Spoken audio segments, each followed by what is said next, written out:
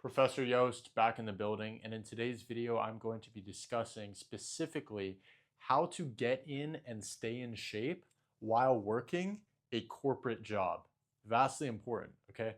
Now, I didn't really structure this video super precisely, okay? This is going to be a bit of a rant style video, but best believe it is going to be extremely valuable because what you have to understand is even though there's tons of fitness content out there, a lot of this that I'm going to talk about in this video is very much specifically geared to you as a man that works in corporate, okay?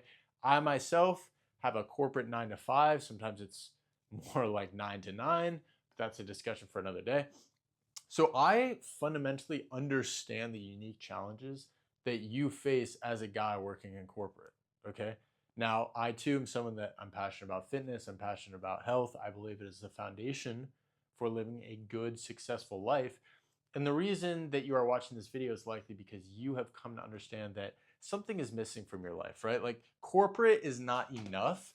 My corporate paycheck, even if I'm making 6 figures a year, which is very much a good living, especially compared to the average here in America, is that does it really mean anything if I am out of shape, if I'm low energy, if I lack ambition, if I lack confidence, right? Specifically with dating, okay? The answer is no. It doesn't really mean anything. So let's talk about like how do you approach fitness as someone that works in corporate? How do you structure your week, okay? What are the specific exercises you're doing? What are your goals in fitness, right? What should your goals be?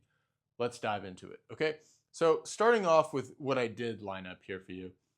Firstly, you have to understand that you are motivated by the negative. This is just a human instinct, okay? So what is the negative in our lives that we need to be motivated by?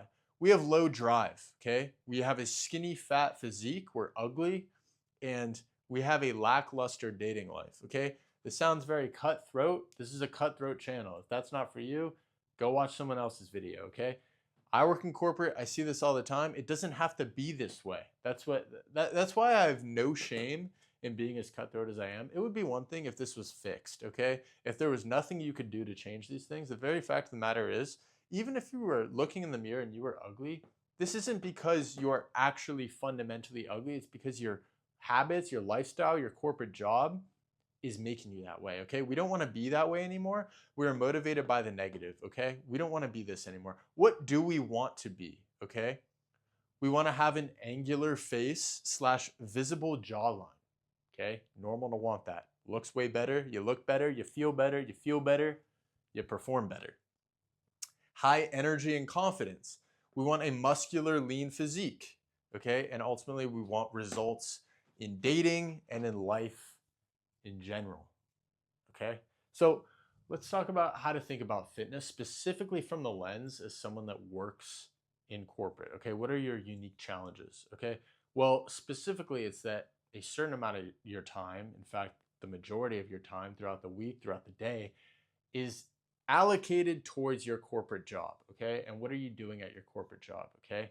You're sitting in a desk under artificial lights, okay, surrounded by people also in this corporate world, all right? It doesn't exactly lend itself to being high testosterone. You aren't exactly at war, right, with your brothers. Okay, that's not what's going on. So understanding that environment means we need to compensate for that environment with a fitness regimen that's going to correct the negative outcomes from said environment. Okay. First thing, let's talk about the fact that you're sitting 8 hours a day. We want to correct this. So before I even talk about what you're going to do at the gym and how you're going to build a physique, let's just talk about basic hygiene. Every morning, have a 10-minute minimum mobility routine, okay? Let's put it this way. When you're sitting 8 hours a day, in this static position, that is fundamentally bad for your mobility, okay? You have this body, you need to lubricate it. If you want to age gracefully, be able to bend over and pick things, open jars into old age, you need to not only strength train, but you need to practice mobility, okay? So prompt ChatGPT and ask it for a mobility routine specifically for you as someone that works a corporate desk job, okay? You're gonna feel better, your energy is gonna be higher. 10 minutes a day, it's nothing. What else? Walk throughout the day. Ideally walk in the morning, get some sunlight exposure, and then also at work, when you take a break, instead of just pulling out your phone and doom scrolling, go outside, go on a walk, move your body.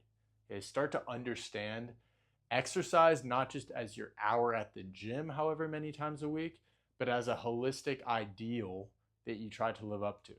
All right, in increasing the amount of daily movement you have, not just in the gym. Maybe you have another walk before bed. Again, just any excuse you have to get up, to move your body, to do things, you should be doing that. All right, now that we have that out of the way, let's talk specifically about how you're going to build a muscular, toned physique while still having the demands of your corporate job. See, what is our goal? Our goal, firstly, is not to be a bodybuilder. All right, so let's get that out of the way. You don't need to overwhelm yourself with all these supplements and protein powders and counting calories and going to the gym 5, 6, 7 days a week. Completely unnecessary, okay? What do we want? We want a strong body. We want to be lean, right? We want to be healthy. We want to feel good.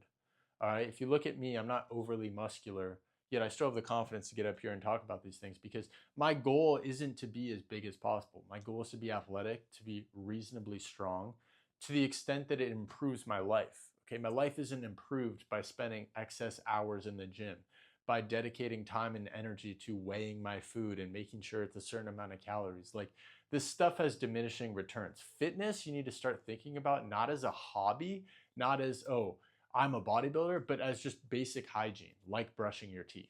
All right. So, as far as strength training and building the body we ultimately we want to be training a minimum 2 times a week and a maximum 4. Okay. So, depending on how many hours you work a week, this is what you're going to do. You're going to go to the gym and you're going to do heavy compound lifts. You don't need to touch any of the machines. All right. We want to be engaging our stabilizer muscles. Okay.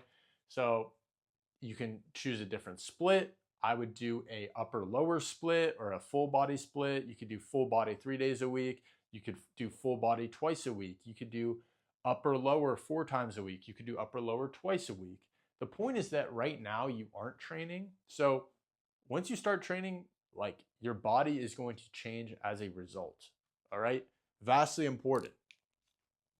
Now, so we talked about that's your split, right? Now, you don't need to be spending an hour and a half in the gym, right? Also, we're not just concerned with building muscles. So when we're at the gym, we're also maybe doing some incline walking on the treadmill, right? Some zone 2 cardio to get our heart rate up, to get our blood flow going, right?